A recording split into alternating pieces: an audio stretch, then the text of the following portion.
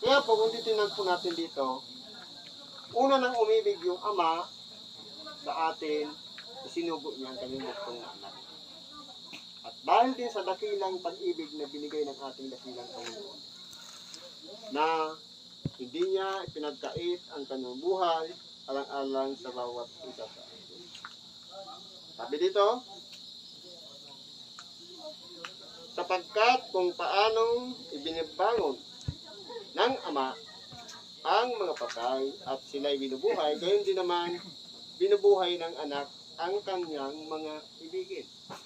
Ngayon, ang ating dakilang Panginoon namatay.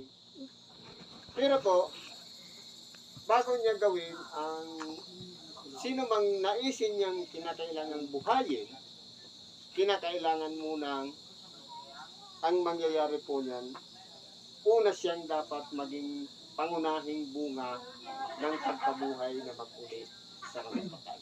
At pagkatapos nun, yung mga nanaisin niya namang buhayin, pagkakalooban niya naman ng buhay na mag-uli sa mga patay.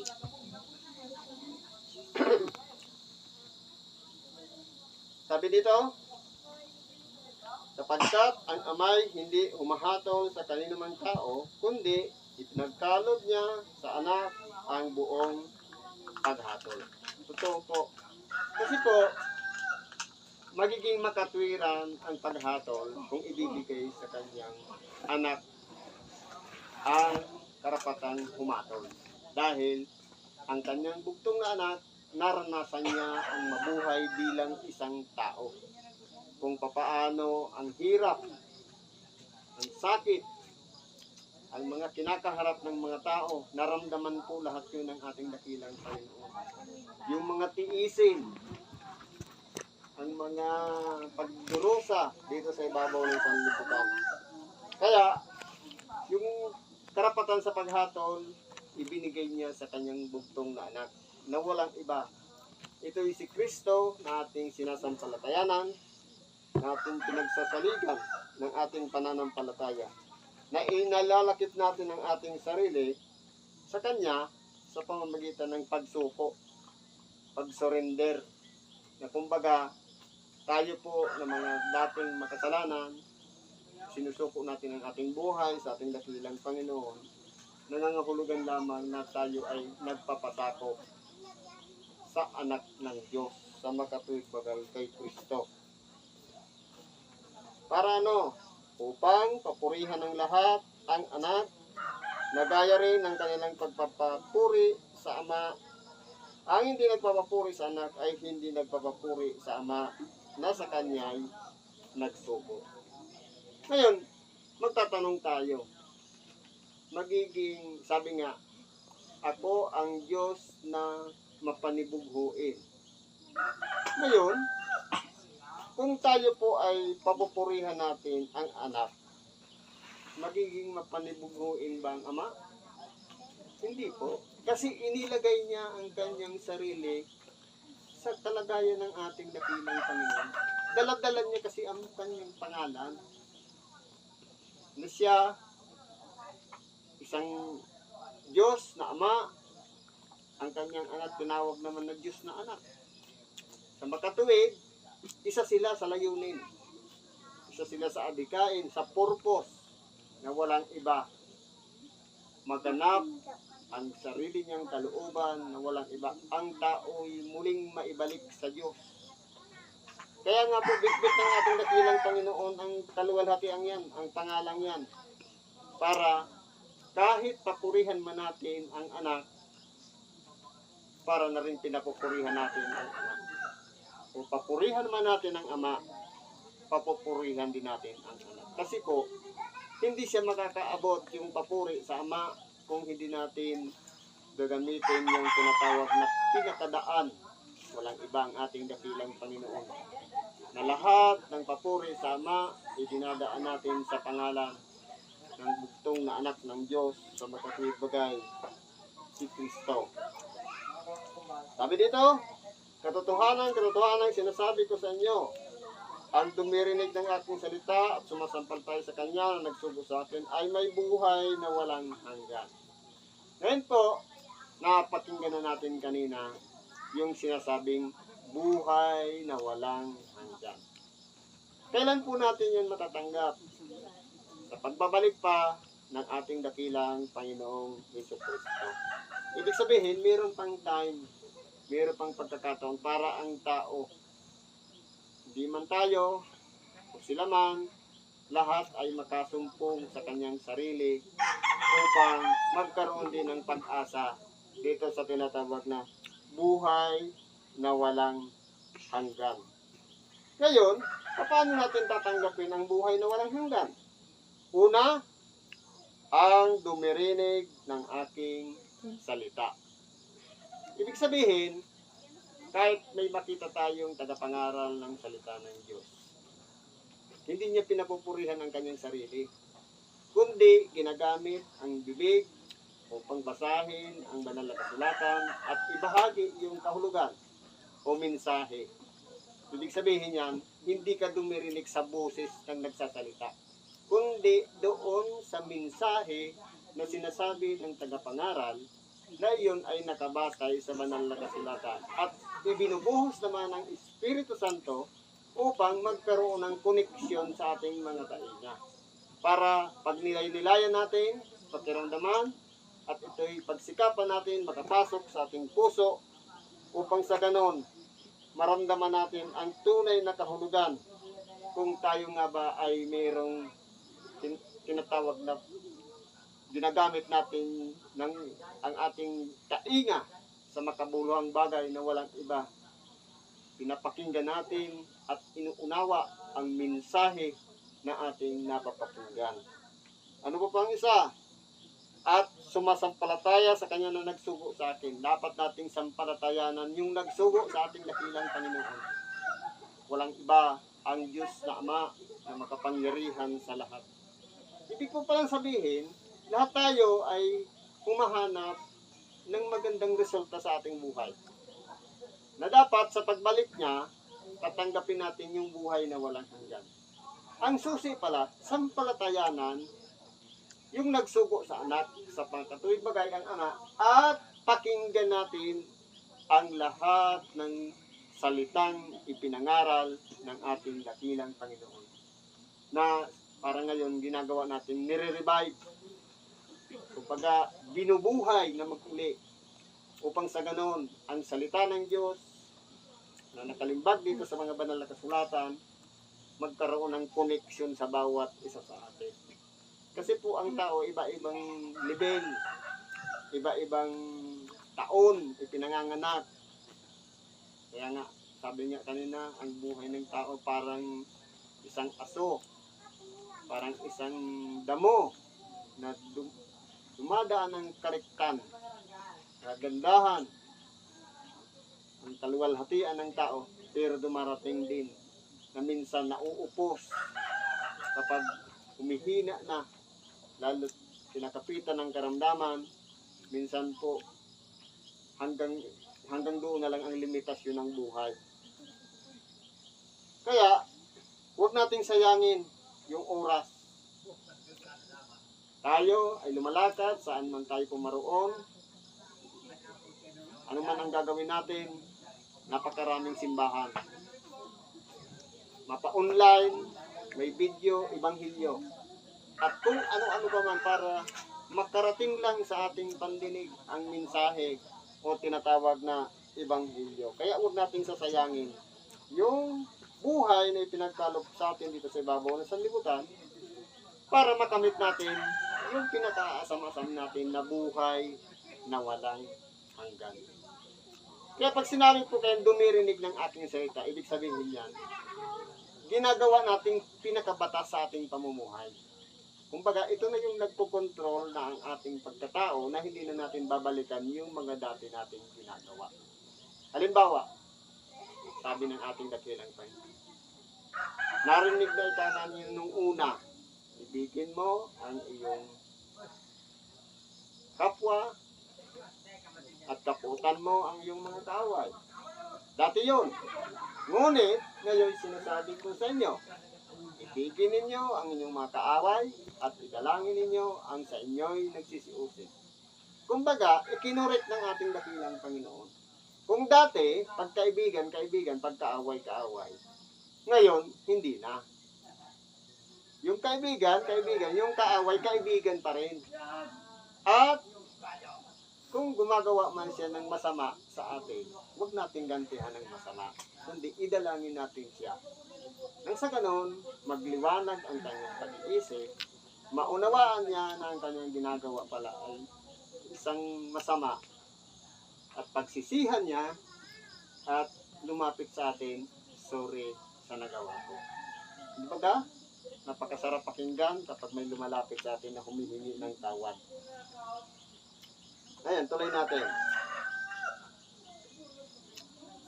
Ngayon, nasisiguro na ng bawat dumirinig ng salita at nananampalataya sa kanya na nagsugo, na makatuwid bagay Ama, ang may buhay na walang hanggan. At hindi na mapapasok sa paghatol, kundi lumipat na sa kabuhayan mula sa kamatayan.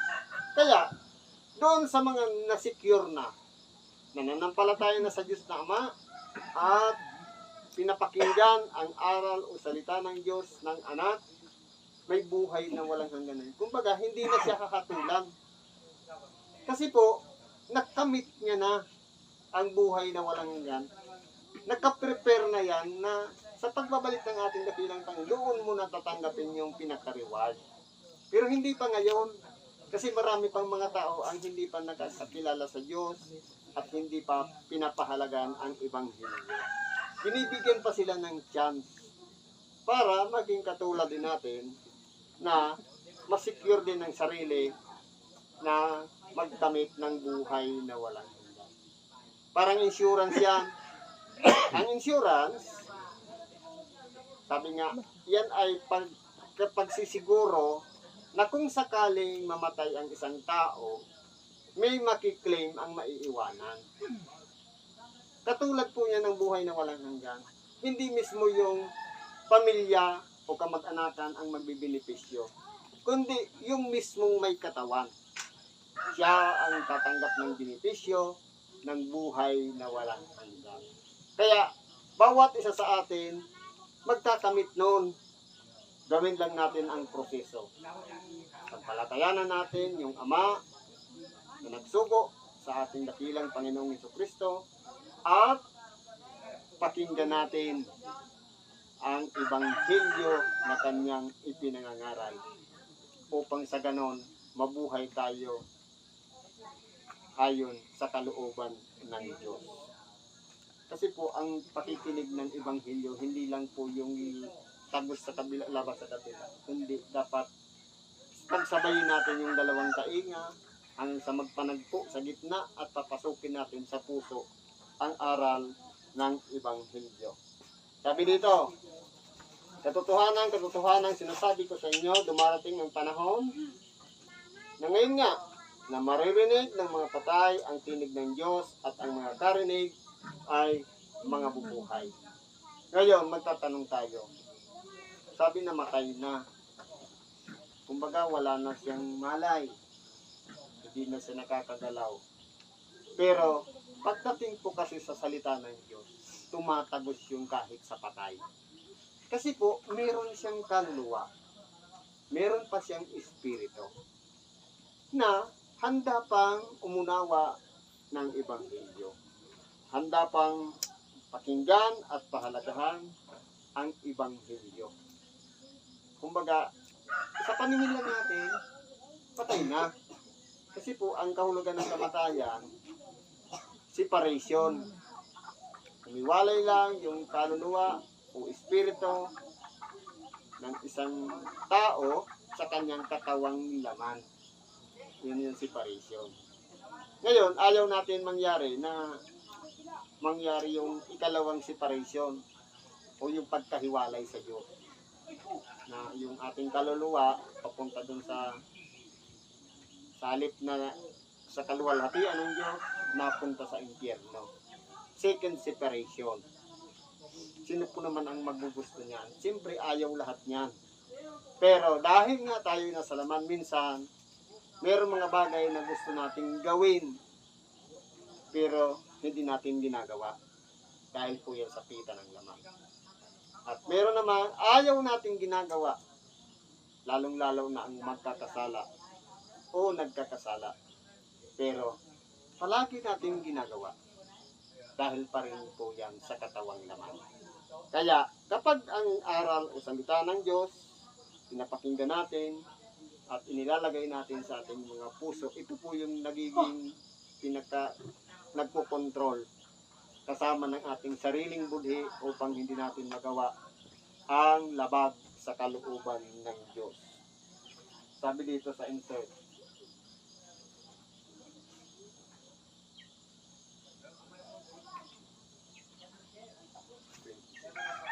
sapagkat kung paanong ang Ama ay may buhay sa kanyang sarili, ay gayon din naman pinagkalooban niya ang anak na magkaroon ng buhay sa kanyang sarili. Ibig po palang sabihin, ang Ama meron siyang sariling buhay. Ganon din ang anak. Pinagkalooban niya. Kaya nga, nung mamatay si Kristo dahil sa ginawa ng mga tao at dahil sa kahirapan na tiniis niya, naubusan siya ng dugo, may karapatan siyang kunin muli ang kanyang buhay. Yun ang utos ng Ama sa kanya na dala-dala niya. Kaya 3 araw lang siyang namatay at pagkatapos nun muli siyang nabuhay na maguli. Ibig sabihin, napagtagumpayan ng ating dakilang Panginoon ang buhay. Sa makatuwid, dati noon kasi ang tao, ni maski ngayon, sa ordinaryong tao, kapag ang tao nabuhay sa ibabaw ng sanlibutan, magtatapos po talaga ang buhay sa kamatayan. Pero dahil kay Kristo, na siya nabuhay din bilang tao, na nagkatawang tao, kasi anak ng Diyos, siya ang naging unang bunga ng pagkabuhay na mag-uli sa mga patay. Nagkaroon tayo ng chance na dahil nga siya may buhay sa kanyang sarili, meron din siyang karapatan sa bawat isa sa atin. Nagagantimpalaan niya tayo ng buhay na walang hanggan. Kasi napagtagumpayan niya po yung kamatayan. Ibig sabihin, lahat ng nagtitiwala sa kanya, o sa Ama man, at nakikinig ng kanyang ebanghelyo, ay may nakalaang buhay na walang hanggan.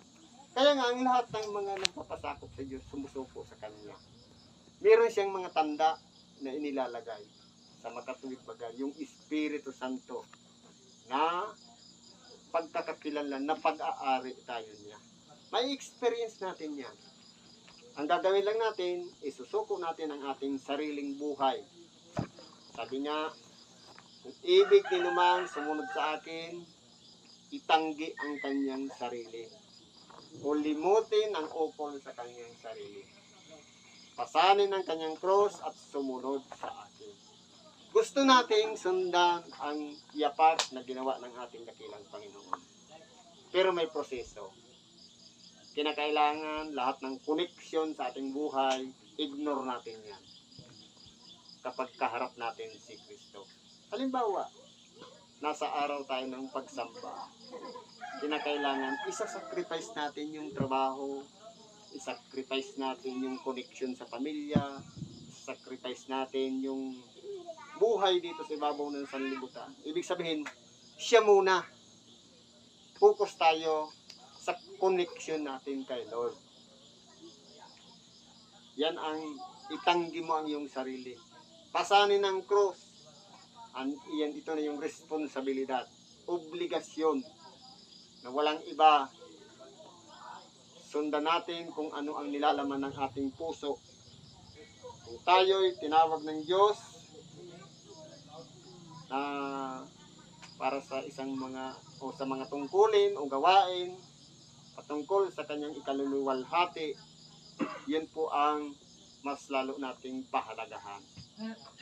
Kinakailangan nating may isasakripisyo. Ngayon, ano-ano ang mga isasakripisyo natin? Una, pamilya. Sabi nga ng ating dakilang Panginoon, ang umibig sa kanyang ama, ina, kapatid na lalaki o babae man, anak, o sino pa man na may koneksyon sa buhay natin, nang higit kaysa sa akin ay hindi karapat-dapat sa akin. Ibig sabihin, ang gusto ng ating dakilang Panginoon, priority natin siya. Ang pamilya, pangalawa na lang. Yan po ang ibig ng ating dakilang Panginoon. Kasi po, hindi makakapokus ang isang tao kung hati yung pag-iisip. Kasi, nagsisimba ka, nag-aalala ka sa naiwanan mo. Pero kung focus na kay Lord, bahala na si Lord sa naiwanan mo. Siya na po ang mag-iingat yan. Kasi may connection tayo sa Kanya. Babantayan niya ngayon, magpapadala siya ng tagabantay doon sa bahay na iniwanan mo. Dahil, alam mo na, isinusuko mo ang iyong sarili sa Kanya. Ganun po ang mga halimbawa. Kaya ngayon, alam natin, may buhay ang Ama sa Kanyang sarili, may buhay din si Kristo sa Kanyang sarili. Kaya, tinanggap niya yung pagkabuhay na mag-uli sa mga patay. Sabi dito, at binigyan niya siya ng kapamahalaang makahatol sapagkat siya'y anak ng tao. Totoo po. Naranasan niyang maging isang tao, kaya ang paghatol niya gagawin niyang makatarungan. Lamang, nasa proseso pa tayo ng pagsubok o para malaman yung purity ng ating pananampalataya. Nandyan yung iba-ibang mga nararanasan natin, mga problema, tukso, pagsubok, na parang katulad ng isang apoy na dinadarang ang ating sarili. Kung pure na pure bang ginto, kung tapat tayo sa Diyos, pagdadaanan natin yung apoy na yan. Ngayon, kahit ang ating dakilang Panginoon man, dinanas niya. Napakaraming mga taong nasa paligid niya ang sumubok sa Kanya para isuko niya ang Kanyang pinakalayunin na ialay ang Kanyang buhay. Pero naging tapat siya sa Diyos. Hanggang kamatayan, isinakripisyo niya ang Kanyang sarili. Ni kahit isang salita na masama, walang lumabas sa Kanyang bibig. Kundi naging tapat po siya. Hindi lang sa Diyos, kundi sa Kanyang sarili. Lalong-lalo na doon sa mga propeta na pinangunahan ng Espiritu Santo para magsipanghula sa mga bagay-bagay na Kanyang dadanasin. Lahat yun pinahalagahan, wala pong sinayang na hindi masunod lahat yun. Ganun po ang buhay ng ating dakilang Panginoon. Sabi dito, at binigyan niya siya ng kapamalahan makahatol sapagkat siya'y anak ng tao. Huwag ninyong ipanggilalas ito, sapagkat dumarating ang oras na ang lahat ng nangasalibingan ay makakarinig ng Kanyang tinig.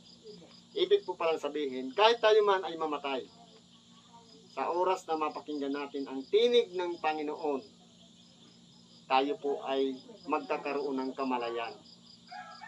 Gagana lahat, pati yung tainga na yan, sapagkat doon natin malalaman o mamalayan na makapangyarihan ang Diyos. Kahit ang patay makakarinig ng tinig ng anak ng Diyos. At pagkatapos na sila'y makarinig, sila'y magsisilabas. Ang mga nagsigawa ng mabuti ay sa pagkabuhay na mag-uli sa buhay, at ang nagsigawa ng masama ay sa pagkabuhay na mag-uli sa paghatol. Kaya ngayon, ibig po palang sabihin, mula noong panahon hanggang ngayon, hanggang sa mga susunod pang panahon, lahat tayo ay mamamatay. Kapag nagsalita na ang anak ng Diyos, lahat ng mga namatay, magkakaroon ng malay, mapapakinggan nila ang salita ng Diyos. Ngayon, depende sa gawa ng bawat isa, doon na tayo isiseparate. Yung nabuhay, naging mabuti dito sa ibabaw ng lupa, sa pagkabuhay na mag-uli sa buhay. Ibig sabihin, nakasiparate na yon, magkakamit yun ng reward, buhay na walang hanggan. Pero isa nagsisigawa ng masama, isiseparate din. Meron pang hindi pa sure, pwede pang mapahamak o pwedeng parusahan. Kasi po, hahatulan pa. Pero hindi katulad ng dito sa ibabaw ng sanlibutan, ang paghatol dito, kinakailangan mong taga-depensa. Hanap ka pa ng magaling na abogado para i-defensa mo yung sarili. Ngayon, pagdating sa ating dakilang Panginoon, hindi. Ang pinaka-abogado dyan, ito, salita ng Diyos. Babasahan ka ngayon. Di ba ganitong pizza napakinggan mo, tapos kinabukasan ginawa mo, naglabag ka, ito ang sala mo. Ganun po ang paghatol ng Diyos. Kaya hindi po natin pwedeng sabihin na itong 17 ng Oktubre, napakinggan natin, hindi natin pwedeng sabihin sa pagbalik ng ating dakilang Panginoon, wala akong napakinggan ng ganyan. Kasi po, nakarecall po yan. Hindi po natin maikakaila. Kaya, ipagkatiwala lang natin ang ating sarili sa Diyos. Hanapin natin yung pinaka-connection natin sa Kanya. Maraming mga tao ang sinugo upang ipangaral ang salita ng Diyos. Naway, sa lahat ng mga sinugo na yan, merong nahihikayat, merong nagbabalik loob sa Diyos at nagpapatuloy na muli sa pagsunod sa kalooban ng Diyos. Ito po yung pinakamagandang resulta na dapat nagkakabunga ang bawat pagod, bawat sakripisyo na may nahihikaya tayong nagsisisi at nagbabalik loob sa Diyos. Siguro po hanggang dito lang pagkibagi natin. Salamat sa Diyos at ang buong samahan ng Jesus Christ Truth ay nakikisa sa pagdalamhati ng pamilya Amata dito po sa lugar ng San Pedro, Arun. Ang po ng aking kasamahan ay nakikisa, naway tanggapin natin sa ating sarili ng buong maluwag ang pangyayari, sapagkat sabi nga, ang buhay ng tao may limitasyon lang, una-una lang. Yun na yung hangganan ng kanyang buhay. Ang mahalaga po, mahanap niya rin yung daan patungo doon sa buhay na walang hanggan. Salamat sa Diyos at mapagpalang hapon sa bawat isa. Amen.